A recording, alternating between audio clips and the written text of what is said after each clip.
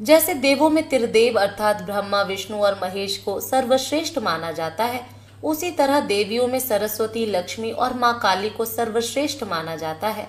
ऐसा माना जाता है देवी पार्वती ने ही दुष्टों का संहार करने के लिए माँ काली का रूप धारण किया था।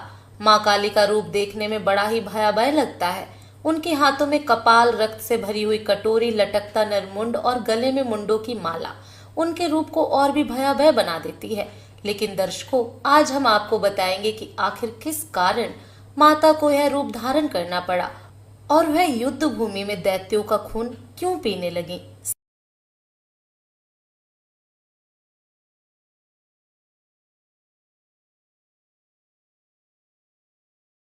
स्कंद पुराण और दुर्गा सप्तशती में एक कथा के अनुसार पौराणिक काल में शंखुशिरा नामक एक अत्यंत बलशाली दैत्य का पुत्र अस्थिचूड़ हुआ करता था, जो मनुष्यों की अस्थियां चबाया करता था। वह मनुष्यों के साथ साथ देवताओं पर भी अत्याचार किया करता था। उसके अत्याचारों से तंग आकर एक दिन देवताओं ने क्रोध में आकर उसका वध कर डाला। उसी काल में रक्तबीज नामक एक और दैत्य भी हुआ करता था। जब यह बात उसे पता चली तो वह देवताओं को पराजित करने के उद्देश्य से ब्रह्मा क्षेत्र में ब्रह्मा जी को प्रसन्न करने के लिए कठिन तप करने लगा। करीब 5 लाख वर्ष बाद रक्तबीज के घोर तप से ब्रह्मा जी प्रसन्न होकर प्रकट हुए और उसको वरदान मांगने को कहा। ब्रह्मदेव को अपने सामने देखकर रक्तबीज ने सबसे पहले उन्हें प्रणाम किया और बोला, हे परम पिता, अगर आप मुझे वरदान देना चाहते हैं तो मुझे ये वरदान दीजिए कि मेरा वध देवता, दानव, गंधर्व, यक्ष, पिशाच, पशु, पक्षी, मनुष्य आदि में से कोई भी ना कर सके और मेरे शरीर से जितनी भी रक्त की बूंदें जमीन पर गिरे उनसे मेरे ही समान बलशाली, पराक्रमी और मेरे ही रूप में उतने ही दैत्य प्रकट हो जाएं। तब ब्रह्मा जी ने कहा, हे रक्तबीज, तुम्हारी मृत्यु किसी पुरुष द्वारा नहीं होगी, लेकिन स्त्री तुम्हारा वध अवश्य कर सकेगी। इतना कहकर ब्रह्मा जी वहां से अंतर ध्यान हो गए।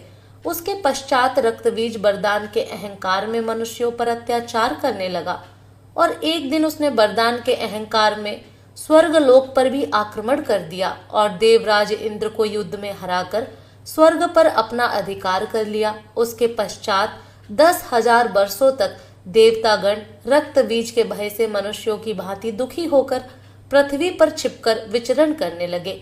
उसके बाद इंद्र सहित सभी देवतागण पहले ब्रह्मा जी के पास गए।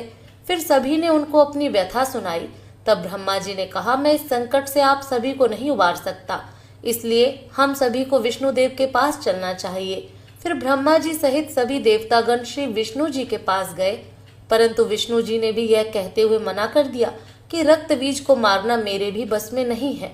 फिर सभी देवता बैकुंठ धाम से कैलाश के लिए चल दिए, लेकिन जब वो वहां पहुंचे तो उन्हें पता चला कि भगवान शिव उस समय कैलाश पर नहीं बल्कि केदारनाथ क्षेत्र में सरस्वती नदी के तट पर विराजमान है। तत्पश्चात सभी देवतागण केदारनाथ धाम पहुंचे। वहां पहुंचकर देवताओं ने भगवान शिव को सारी बात बताई।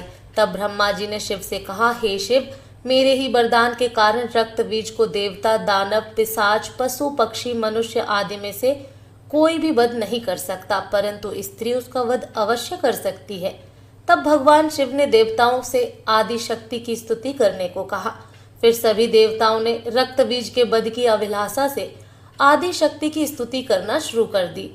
कुछ समय पश्चात देवताओं की स्तुति से प्रसन्न होकर हिमालय से एक देवी प्रकट हुई और देवताओं से कहा, हे देवतागण, आप दैत्यराज रक्तबीज से बिल्कुल निर्भय रहें, मैं अवश्य उसका वध करूंगी। उसके बाद देवी से वर पाकर सभी देवतागण अपने अपने स्थान लौट गए।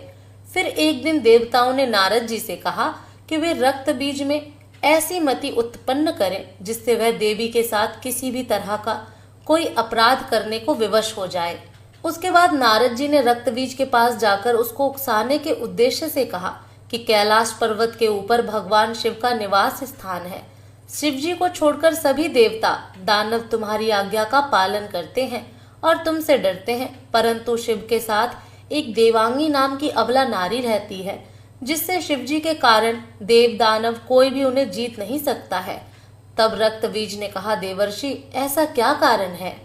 जो उस स्त्री को कोई नहीं जीत सकता। फिर नारद जी ने रक्तबीज से कहा कि तीनों देवों में से शिव जी सबसे अधिक जितेंद्रिय और धैर्यवान है, इसलिए देव दानव नाग आदि कोई उनका कुछ नहीं बिगाड़ सकता। अगर तुम उन पर विजय प्राप्त करना चाहते हो तो किसी तरह सबसे पहले उनका धैर्य डिगाओ।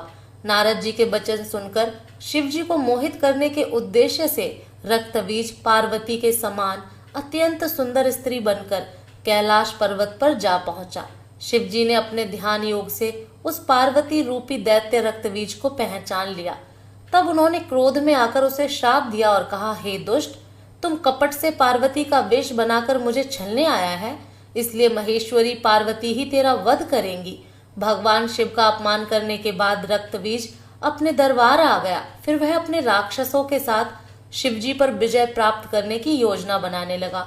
उसने सबसे पहले अपने राक्षसों से कहा कि यदि पार्वती मुझसे प्रेम करने लगी तो शिव का धैर्य अपने आप ही नष्ट हो जाएगा। फिर पत्नी वियोग के कारण शिव कमजोर हो जाएंगे और उसके बाद उन्हें हम आसानी से जीत पाएंगे। फिर उसने अपने राक्षसों को बताया कि शिव ने उसे स्त्री के हाथों मरने का श्राप दिया है, लेकिन शिव ये नहीं जानते कि जब मेरे सामने इंद्र सहित कोई भी देवता नहीं टिक सके तो भला एक स्त्री मेरा वध कैसे कर सकती है। इतना कहकर रक्तबीज जोर जोर से हंसने लगा और थोड़ी देर बाद उसने अपनी सेना को आदेश दिया कि तत्काल तुम लोग कैलाश जाओ और पार्वती को मेरे पास लेकर आओ, और यदि वह ना माने तो बलपूर्वक मेरे पास ले आना। इसके बाद राक्षसी सेना कैलाश पर्वत पर पहुंची और देवी पार्वती को अपने साथ दैत्यराज के पास चलने को कहा। दैत्यों की बात सुनकर देवी पार्वती क्रोधित हो गईं और अपने क्रोध से दैत्यों को जलाकर भस्म कर दिया। उसी समय कुछ दैत्य वहां से अपनी जान बचाकर रक्तबीज के पास पहुंचे और उसे माता पार्वती की शक्ति के बारे में बताने लगे। यह सुनकर रक्तबीज क्रोधित हो उठा और उसने अपने राक्षसों को कायर कहा। फिर रक्तबीज चंडमुंड आदि असंख्य दैत्यों को साथ लेकर कैलाश पर्वत जा पहुंचा और देवी के साथ युद्ध करने लगा। इस युद्ध में माता पार्वती सभी देवताओं की शक्तियों के साथ मिलकर लड़ने लगी और चंडमुंड सहित सभी दैत्यों का वध कर दिया। परंतु रक्तबीज के शरीर से जितना भी रक्त की बूंदें धरती पर गिरती, उससे उसके समान ही एक और दैत्य उत्पन्न हो जाता, इसलिए अभी तक उसका वध नहीं हो सका था। फिर देवी पार्वती ने मां काली का रूप धारण किया और अपना मुंह को फैलाकर रक्तबीज का खून पीने लगी। इसी प्रकार अपनी जीभ फैलाई, जिससे मां काली उत्पन्न हुए दूसरे रक्तबीजों को निगलने लगी। कुछ को रक्तविहीन करके मार दिया। अंत में मुख्य रक्तबीज भी शूल आदि अस्त्रों के मारे जाने व उसका खून चूसे जाने से रक्तविहीन होकर धरती पर गिर पड़ा। इस प्रकार देवताओं सहित तीनों लोग रक्तबीज के नाश से प्रसन्न हो गए। मित्रों, इसी तरह मां काली ने कई राक्षसों और दैत्यों का वध किया। अगली कहानी के लिए चैनल सब्सक्राइब कर लीजिए, साथ ही नोटिफिकेशन बेल आइकॉन क्लिक करना ना भूलें।